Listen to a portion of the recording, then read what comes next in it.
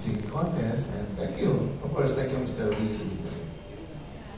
Thank you. At eto, next question ko. May actually phone-in question to for Miss Ella May. Ang single daw, ang dahilan kaya bilang nag-desisyon kang mag-stay na sa Pilipinas, this show daw.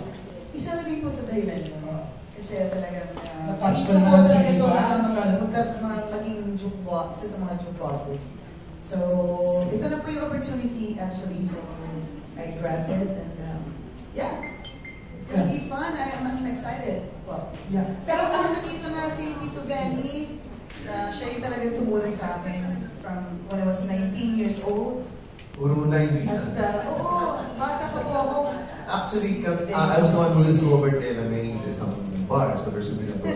That was a long time ago. And yun, kinonvince ko siya, ayaw niya. Ayaw niya. Natatakot siya. But, pero, actually, talagang, actually, joke pa nga kay event. Sabi niya, uy, muli ka ba gumawa ng album? Sabi ko, photo album po? Sabi, hindi, seryoso ako.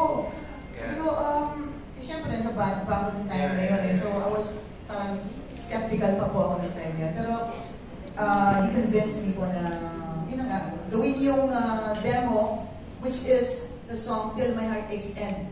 At hindi na niya po tinago yung ever since. The rest is history. The rest is history, there you go. At ang buong ay aabang-abang ka na ngayon sa signaling. Yes po, of course.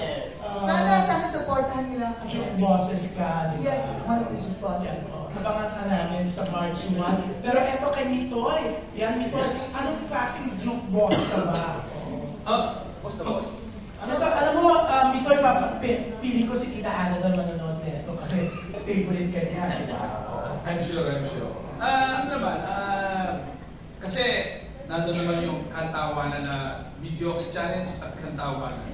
Nandun yung mag-share tayo ng konting komedya at kung merong konting pwedeng ayusin sapagkat isang sing contestant natin, baka pwede natin bigyan ng advice. Pero baka mas malamang yung enjoy lang. Yung pararamdam natin sa kanila, mag-enjoy na sila sa performance.